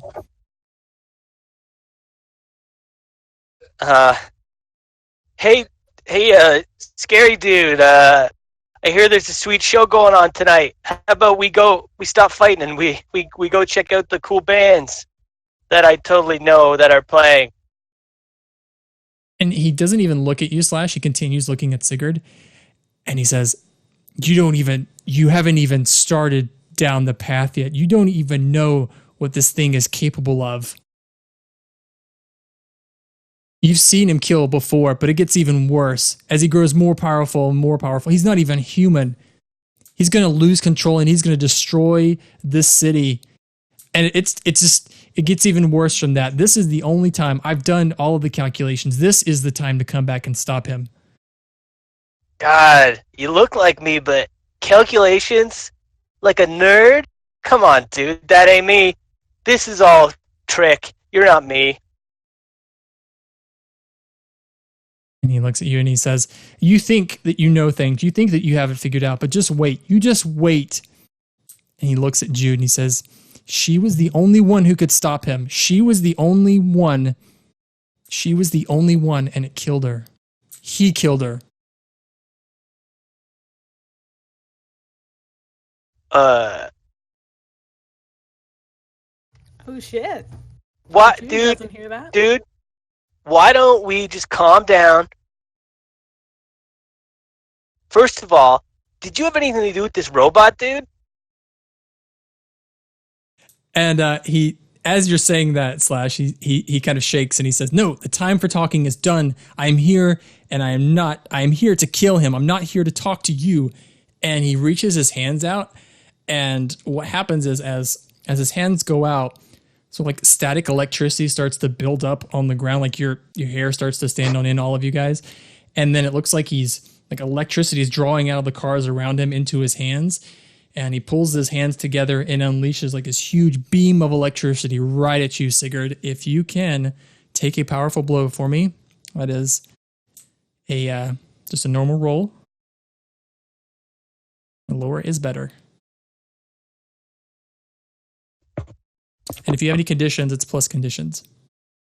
Right. I just saw it. Where's the button for this? There it is. Up at the top of conditions. 7, unfortunately, which I think means I get hit. So you get to choose one of these. You can lash out verbally, providing a teammate providing a teammate to full-heartedly act or take advantage of your influence to inflict a condition, which basically is like transferring the pain to someone else. Mm-hmm. You can give your ground so they get an opportunity, or you can struggle past the pain and take 2 conditions. I know how you could provoke a teammate because I'm already planning on doing something stupid. Yeah, like that's what I'm sort of torn between right now. Like part of me wants to goad on present Slash, but the other part says that I shouldn't. I'm going to flip a coin. I'm going to flip a virtual coin. 1, I go for Slash. 2 is I go through the pain. Seems like I go through the pain. So do I get to choose the 2 conditions, or do you pick them? I think I'm going to pick them. Okay. Let's see. I think I gave you anger, definitely. Guilty before. Yeah, I think I'm going to give you anger and maybe a bit of insecurity. Alrighty. Anger because it really hurt, and insecure because you're starting to think you got a good look at this guy. And the face that was staring back at you while it's very disfigured, it looks like Slash. Of course, it doesn't smell like Slash, but this is the face of your teammate. And that's a little scary. I would like a lot scary. I would like to go and stand directly in front of Sigurd. Okay. And that's it. I'm just going to stare at this guy, essentially daring him to do that again because he's going to have to hit me with it. It sounds to me like you are defending Slash. If you can roll plus Savior for me.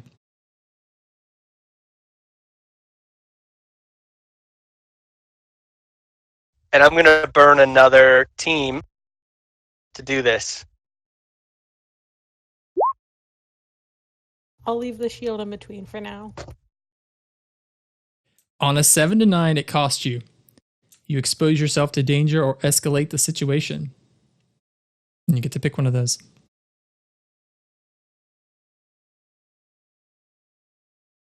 A 7 to 9, it costs you. Well, I guess I'm exposing myself to danger, so I'll take that. Okay. Jude, I'm curious what you are thinking about all of this.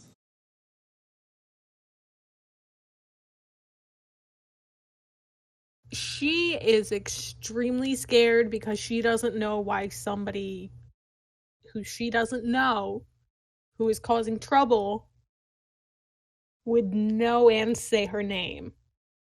And obviously it's not somebody she recognizes, but she's still freaked very much out. And instead of taking the afraid condition, she's just running away.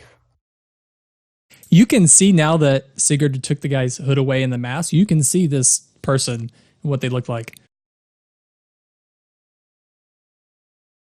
Would she have even turned around to look? Because you had said she was running away the moment. I don't think she would.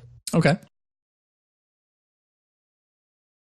She was very freaked out because there's many reasons for her to be freaked out. So yeah, unfortunately, the double S's don't get any help. Okay. So the guy floating in the air, he still looks down at you, Slash, as you've gotten in the way of Sigurd, and he says, "You should move away. This is the only chance you will get. Otherwise, I'm going to go right through you. And believe me, I've learned a few things. I can do it." I just very calmly push up my glasses and I say, "But if you do that, you'll create a paradox." It doesn't matter. Like, I was doomed the moment I came here. What was that? Do you mean like through me, like physically, like you're gonna push me out of the way, or like, have you developed the power to like teleport through things?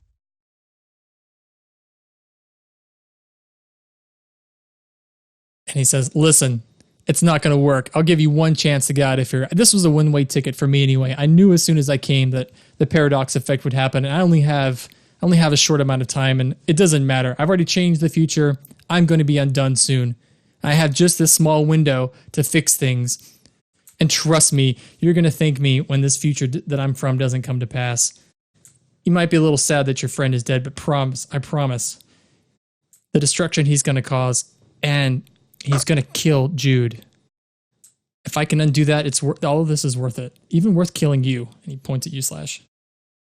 So, Slash, before you say anything in response, Sigurd will say very quietly to you, "All right, classic bad guy monologuing. Keep him talking. He'll run out of time.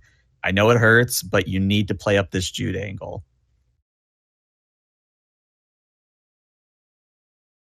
Dude,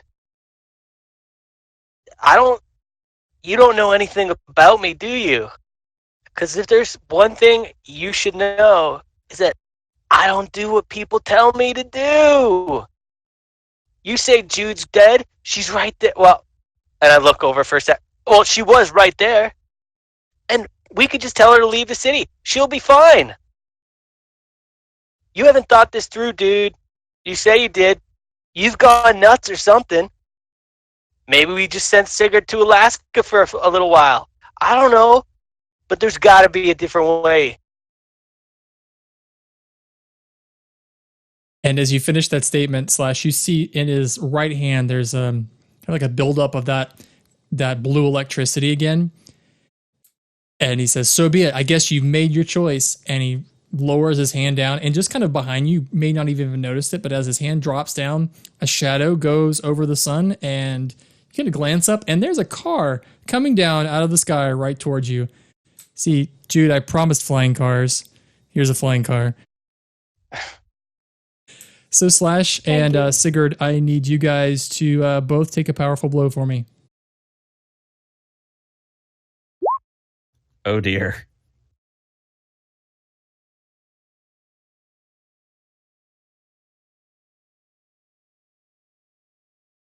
hits plus conditions if you have any. What do I roll for this? Is it Savior? It's just a plus straight roll conditions. plus conditions.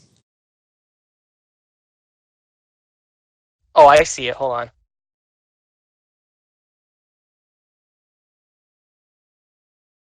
And we have one team.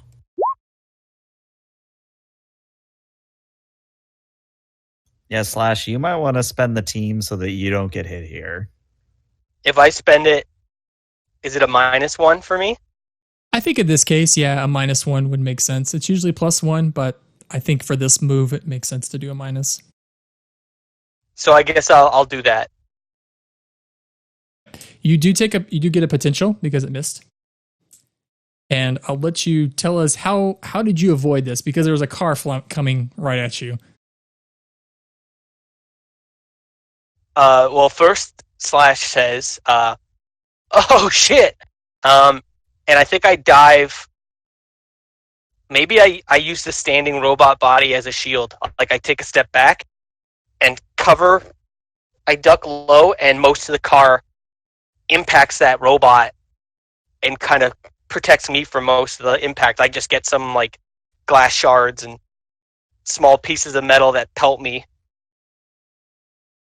but no serious damage. All right, Sigurd, you've got to pick one of these very hard options. So you must remove yourself from the situation.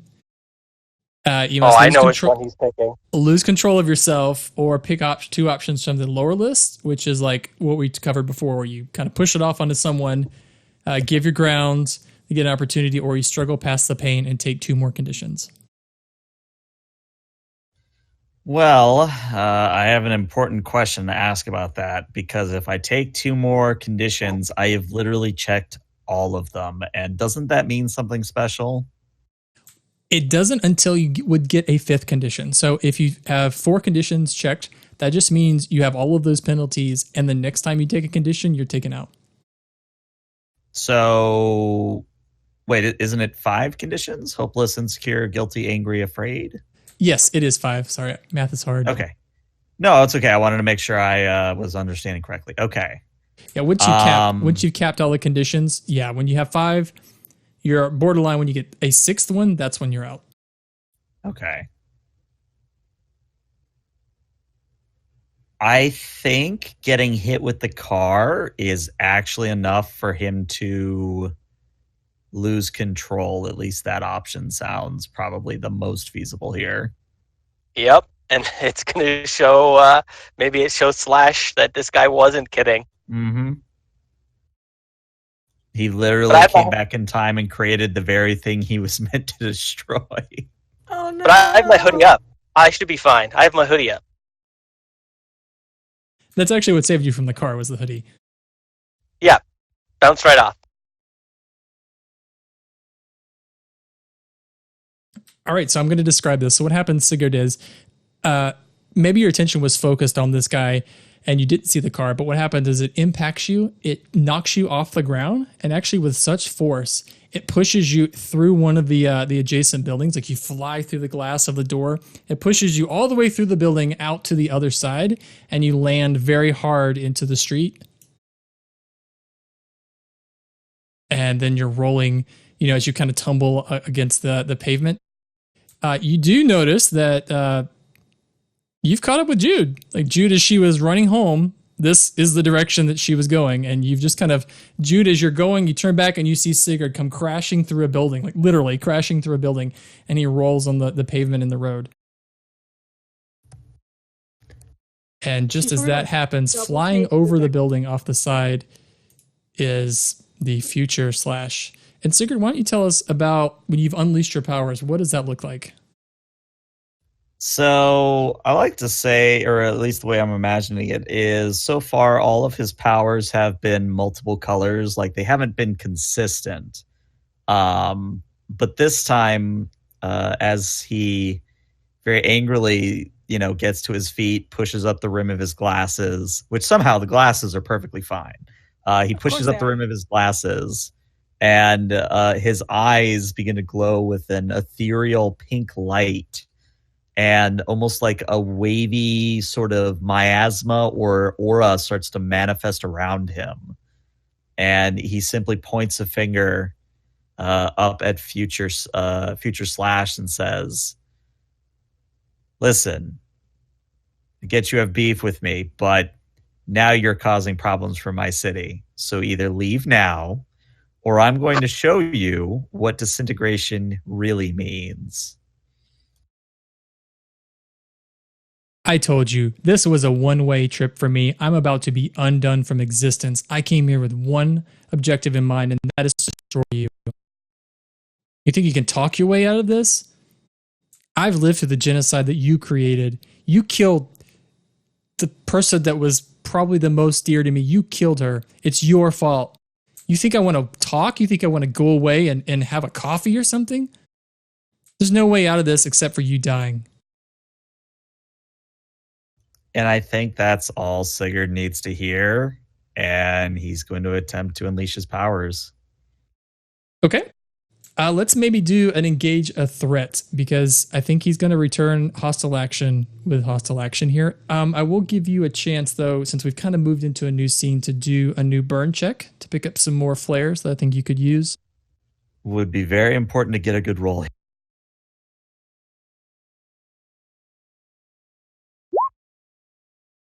Oh, it's a very good roll. Yep. That gives me another 3. All right.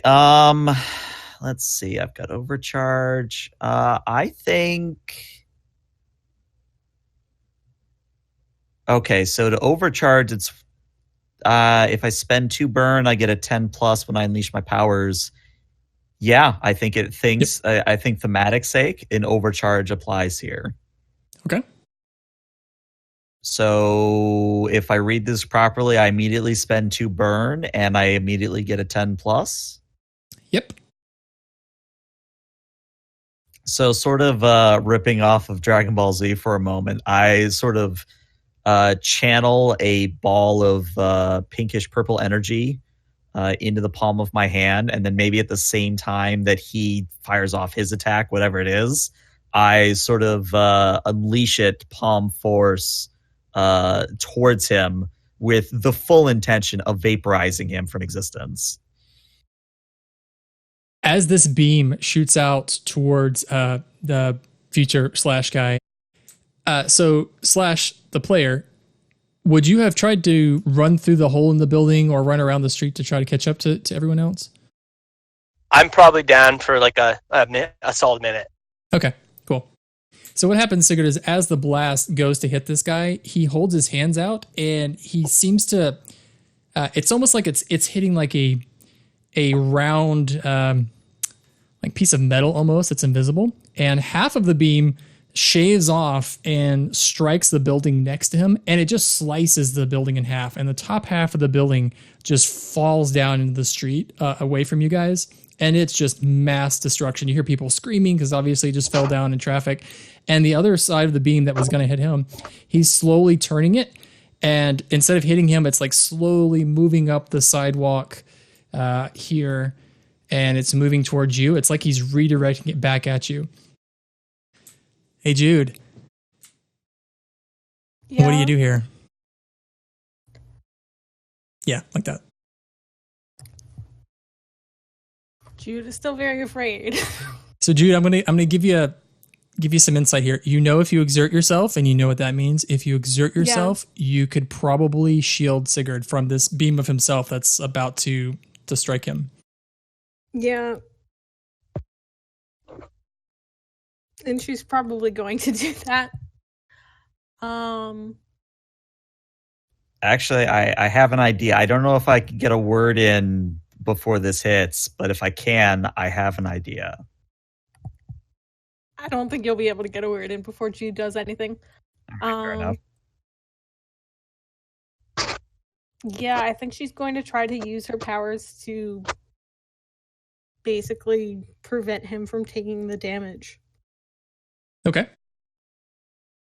So would that be defend? Yeah, I think that's a defend plus savior. Okay. just enough. So on a 7, you expose yourself to danger or you escalate the situation. I'll let you pick one of those. It's probably going to be expose yourself to danger. That only makes sense.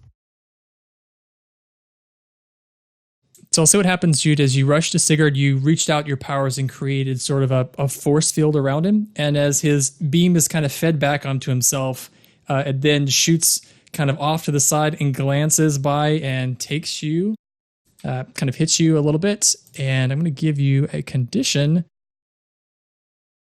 Let's give you hopeless. Taken. But you do kind of fall to the ground a little bit wounded from that angled off blast from Sigurd. I think, Slash, at this time, I'm going to drop you in this scene. You probably would have made your way over just in time to see what looks like a blast from Sigurd that had been angled around, taking Jude out a little. Like she's conscious still, but it looked kind of like, so the future you is flying above off to the side here. It looks kind of like Sigurd shot something out of his hands and it curved around and came around and hit Jude. Oh, and then half of a building is also down. That's important too. I shout up at future me. Future dude, what the fuck? You're trying to prevent a massacre, and look, you're causing it yourself. Maybe coming back here is what caused this whole shit to happen.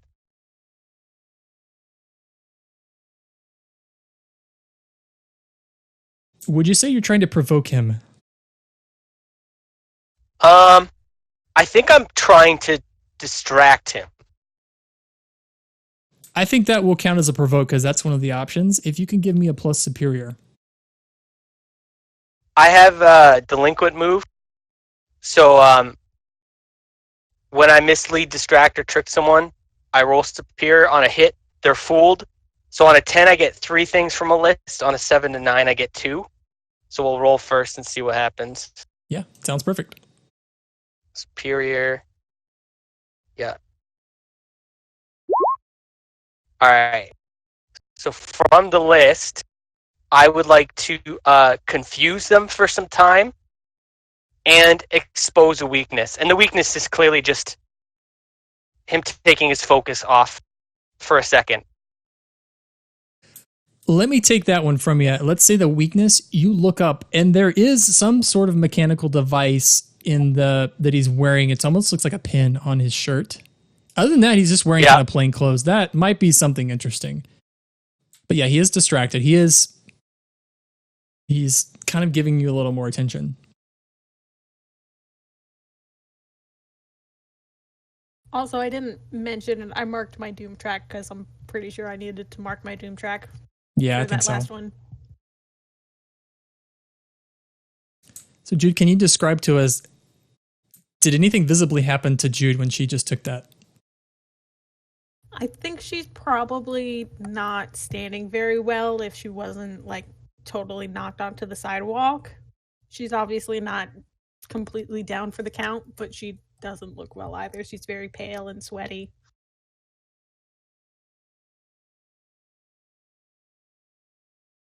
Just drained. And Sigurd. That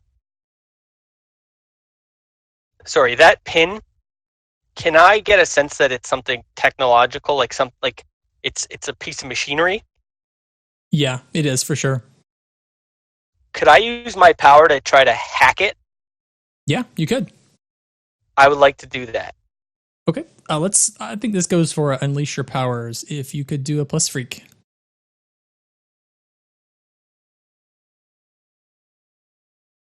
I can't click on the right thing. Here we go.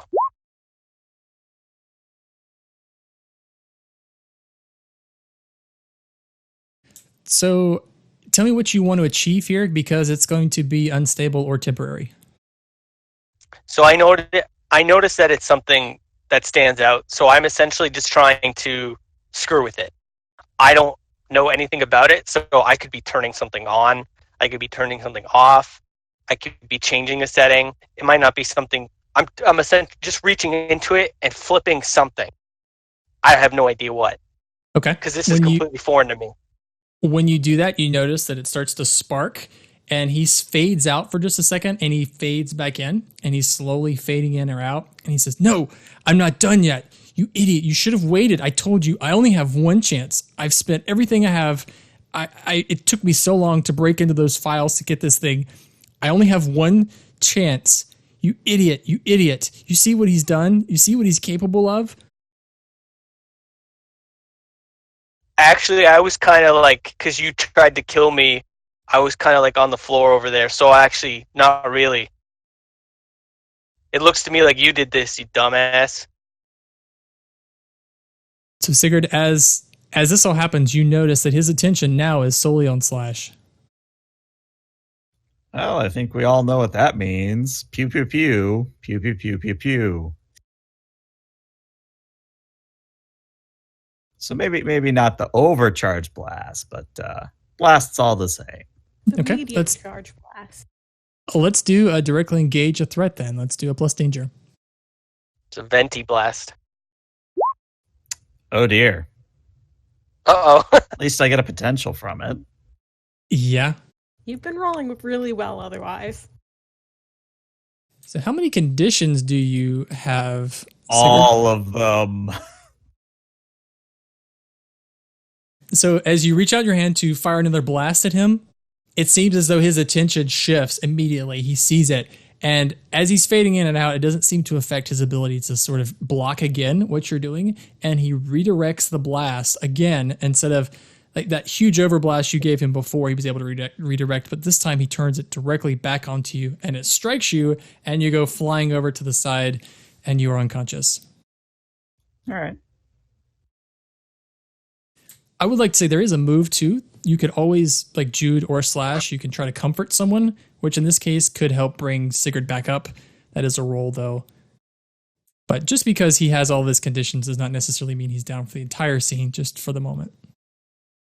Actually works out well because I got to step away for a few moments. So even in character and out of character, I don't see what happens next. I'm unconscious. So I will be right back. Sounds like a plan. But the guy is fading in and out even more. It's happening quicker, and he goes to land to the ground. And he grabs his chest, and he starts kind of walking over to Sigurd's collapsed form, which is right next to you, Jude. Is he distracted? Yeah, he's focused, wholly focused on Sigurd now. I wanted to say this before, but I didn't get a chance. I wanted to grab a piece of the robot. I was going to just do it to give to my friend. But can I just attempt to hit him upside the head with it? Yeah, sure. Let's do it. I just want to wham. Okay. While that's happening, Jude does want to move in front of Sigurd and try to protect him. Well, let's first do Slash. Let's do an engage a threat. It's a plus danger.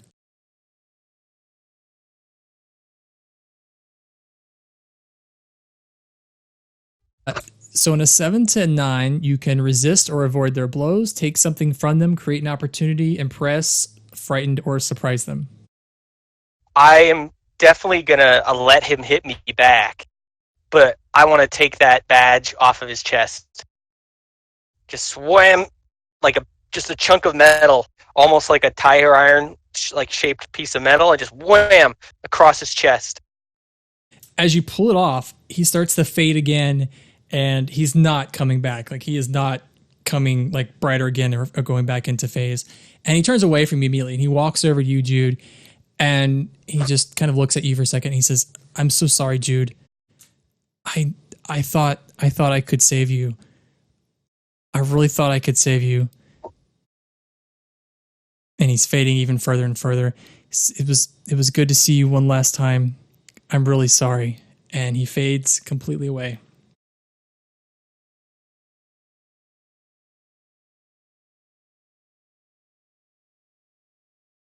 Like, what the fuck? Jude's just gonna sit down. I know they're both in the middle of the street, but presumably the crowd has blocked off the street. Oh, there's a building in the middle of the street now. Don't worry about it. No cars are coming. Okay, great. She's sitting in the middle of the street. Jude, we got to get him out of here. We got to, come on, let's go. And I start grabbing at Sigurd's like shirt collar and trying to drag him to the sidewalk. Sigurd is pretty much collapsed. It looks like he took that blast full on. Yeah, and Slash is like a skinny, like a rail thin, skinny 16-year-old, underfed. Sigurd is probably, I don't know if Sigurd's like a much bigger guy, but it's still difficult for Slash to move him. Yeah, Jude can't help right now. She's just like a little bit even foggy, I guess I would say. Like, she doesn't even know what to do right now. She has certainly overexerted herself. Probably you do hear more than sirens once. in the I don't distance. know how much you want to mark me for that, but like, I would like to do something. I would like to provoke Jude to essentially get out of the fog. So I drop the Sigurd's collar and just get right up to Jude and said, Jude, I don't care what you're feeling right now. We gotta go. Shit just got real. I think that's a support. Why don't you roll a plus mundane for me?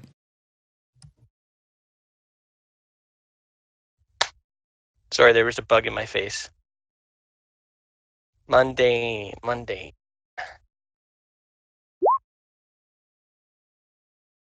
Very nice.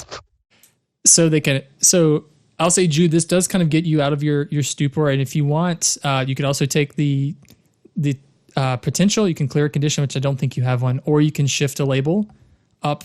One label up and one label down. You can take one of those, but it also clears you of this fog that you were in.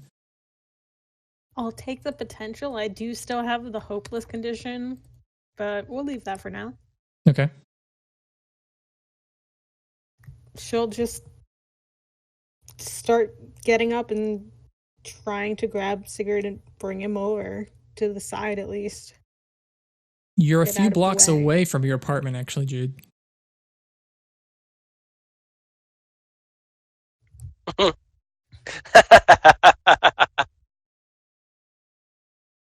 She's gonna try to pick him up completely and just start slowly making her way back home.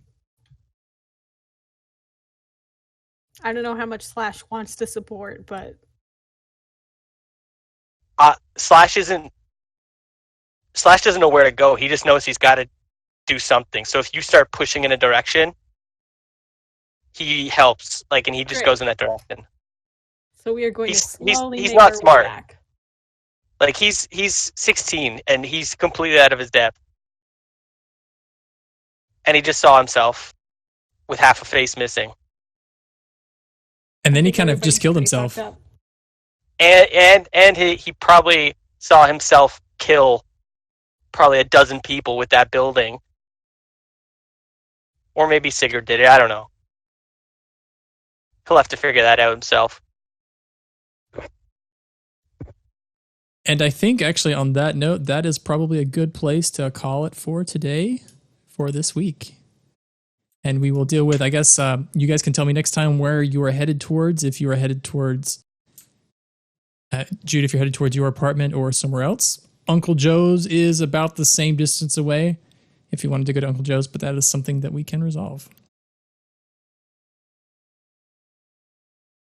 I think we'll probably go towards Jude's apartment. I don't imagine it's going to be good when we get there. So end of Sometimes session. That's how things go. End of session, we do need to take one of those end of session moves, and you can decide if you're going to grow closer to the team, grow into your own image of yourself, or grow away from the team. Dude, which do you think you're taking? Oh, what does this give you? Because I didn't take any. Does it give any bonuses and stuff? Yeah, they're very different depending on which way you go. It's in the page 2 of the moves that's in Roll20.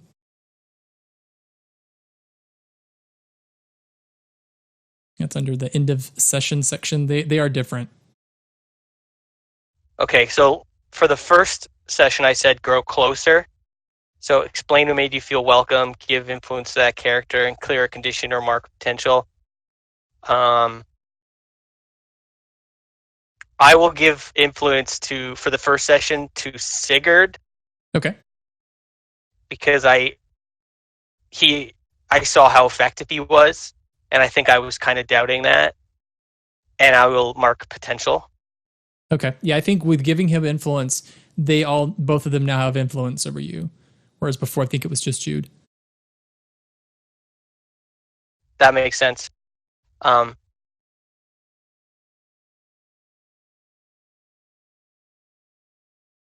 I think actually saying that, for this one, I'll say I grow away from the team, and specifically it's Sigurd, because I don't know what the fuck that was. I'm going to take that back. Okay. So, yeah. And I don't get anything from that. No. You just take his influence It's all away. backseas. It makes sense to me. And I'm back, guys. Hopefully I did not miss much. You missed the end. Oh. We're carrying your unconscious body back to my apartment. Oh, I'm sure certain people are going to be thrilled with that. I know.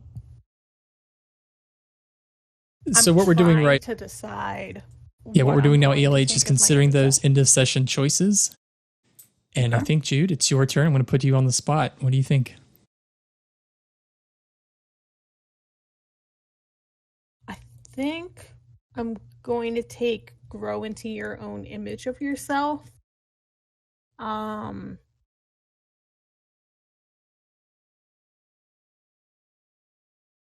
I think, what labels am I going to change? I think I'm gonna knock my savior down and my mundane up one, just because she felt really helpless and didn't necessarily know how to help people. Sounds good. And Sigurd, what do you think? Those 3 choices are grow closer to the team, grow into your own image of yourself, or grow away from the team.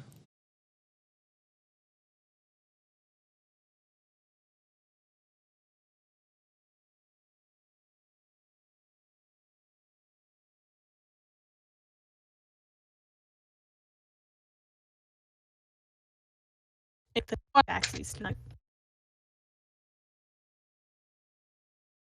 Can I say that I pocketed a piece of that robot? Yeah, that's cool. Yes. Now our team inventory is 1 weird rock and 1 piece of a robot. Mm-hmm. All right. So I guess I have to pick my thing now, yeah? Yeah. You gained influence and then you lost influence. Right. Yeah, honestly, I can see this going one of 2 ways. Either I grow into my own image of myself and I would be pumping up danger and taking down mundane.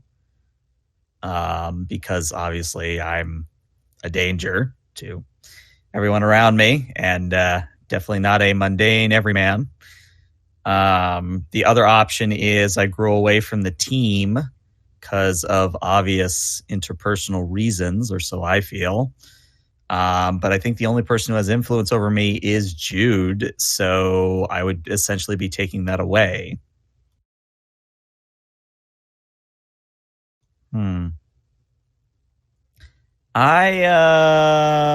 I think the latter actually might fit here. It's the more angsty choice, but I think it fits thematically better.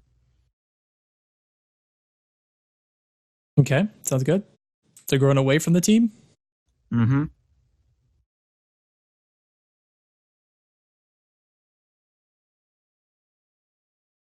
So explain why you feel detached. Well, I mean, when future versions of your teammates show up saying that you're the reason why a city is destroyed or why someone's dead, and then they quite literally almost cause that very thing in the process, you start to wonder, is it best for me to stay around these people? Am I truly the danger that I am being led to believe, sort of a thing?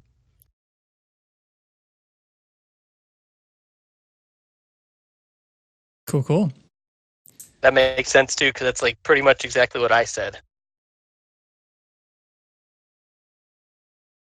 But thanks, guys. I think that's where we are going to end it. I'm going to stop recording, but that is where we are going to stop it for this week until the next session, where I think it's going to be you guys dragging Sigurd through the streets of Boston, figuring out where to go next.